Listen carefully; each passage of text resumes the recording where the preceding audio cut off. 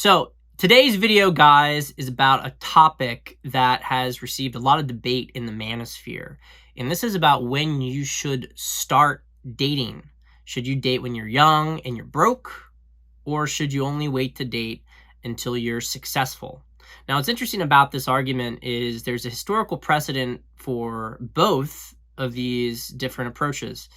In a lot of the upper class or middle class society, you would have men who would usually try to get themselves more established in their career, not necessarily having to be really successful, but they would have gone through their apprenticeships and they would have gotten to a point where maybe they owned their own firm, or they had reached some point of maturity, maybe getting their inheritance could be all that it really was if they were in the upper class, and they wouldn't marry until that point. And so what you usually have is a man would marry in his late 20s to 30, and the woman would marry around the age of 20.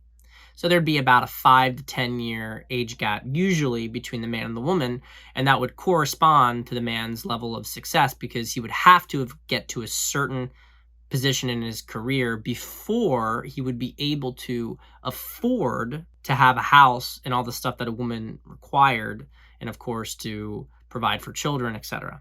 But that was not usually the case in the lower classes, and it was also not really the case so much in the middle class in America, where you would have people who would get out of high school, get out of college, and they would get married straight away to girls who were usually within 5 years of them.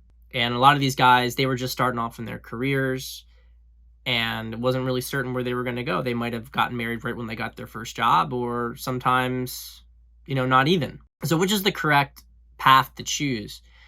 And the truth is, I don't think that there's a correct answer, but I'll tell you where I lean. So the benefits, obviously, of waiting until you're successful is that you have a higher pull, from the pre-selection, presumably, especially if you kept yourself in shape.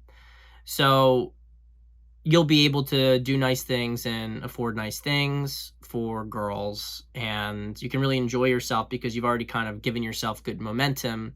If you were in monk mode, if you had your Sigma grind set going and you were just grinding all throughout your 20s, really making moves, you can then capitalize on things in your 30s. The problem is that you missed out on your 20s, and the 20s are a really magical decade.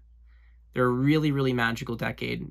And the easiest way in time to date girls in their 20s is when you're also in your 20s. Now, of course, you can do it in your 30s if you're successful.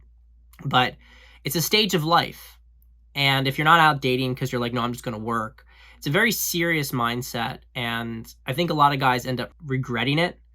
And one of the things that I see so often in the manosphere is that a lot of guys who didn't have that experience in college or even subsequent to college, that then they have really hard issues trusting women or committing to women because then the girl that they dated didn't wait the next decade. And so they have big resentment towards women in general because those girls were out partying while they were working, and then, well, these girls don't deserve it. And maybe that's so. And maybe they want to try to date a girl who's in her early 20s, but usually those girls aren't interested in something very serious because they're just having fun themselves and learning about themselves and wanting to have fun experiences. So you have that problem.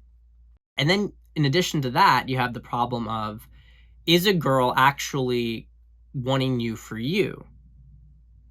So you're now starting to get into territory where you're more susceptible to getting gold diggers. Now, I'm not saying that you will get a gold digger as a result of, being successful and looking for women then. But what you were saying essentially is that women are only interested in me when I'm going to have money. And so you start to gravitate some of those women towards you. There's also something to be said about the trust factor. When you go through a bunch of rough times together, like when you don't have money, you're getting your career started and you're with a girl throughout that whole time period, then you have this sort of trust from this vasopressin trust from all these shared experiences together, which is why, on balance, while I understand that the idea of waiting till you're successful to start dating women. I think it fundamentally comes not from guys will say it's a practical decision, they'll say it's logical, but I think it really comes down to fear. And this is the other trap, is that guys will often keep putting it off, like, well, I'm not successful enough yet. Okay, yeah, I make six figures, but I really could be making multiple six figures. I'm just not there yet. And they keep putting it off, and then they're, in their late 30s or 40s, and then it's like now they have 2 decades almost of experiences that they've missed, and that chip on their shoulder is even bigger. I see this sort of monk mode. It's kind of escapism. I haven't seen positive outcomes for it by and large. It's something that people do to justify the fact that they missed out on a lot of these fun experiences. When you start dating when you're younger, first off, you get the experience of dating a bunch of different people. But even if you really want to just commit to somebody, you meet a girl in your early 20s, you start to build together. There's so much trust from this experience, and she goes with you all the way up. Now, I think guys who, they're looking to get some kind of age arbitrage, so they're 35, they want to get a 25-year-old girl, 10-year age gap, that's what they're kind of thinking of a lot of times. But whereas if you commit to a girl when you're young, she's probably going to be about the same age as you.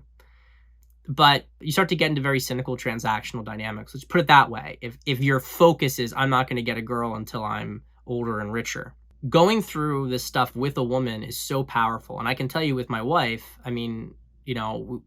she helped me through 2 years of getting this business started. I was barely making anything, basically making nothing the first 2 years of the business. We've been together through the early stages of its success. It's, and obviously all the stuff going on in my life right now with the trial.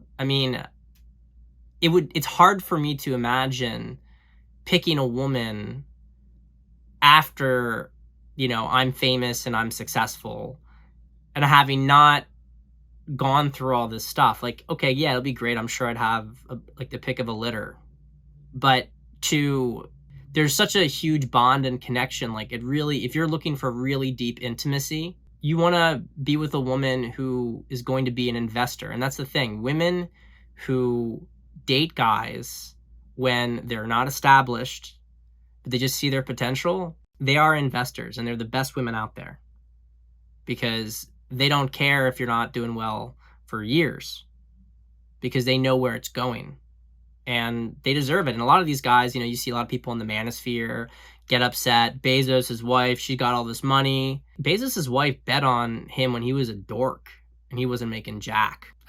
Does she deserve to get half? I don't know. Maybe it's a bit much. Maybe it's justified from a certain lens. She was willing to be with him when he was nothing. Not a physically attractive looking, not impressive whatsoever. But she saw in him, clearly she saw in him some spark. Smarter woman than people give her credit for. So anyway, it's up to you. The choice is yours. Just be very honest with yourself.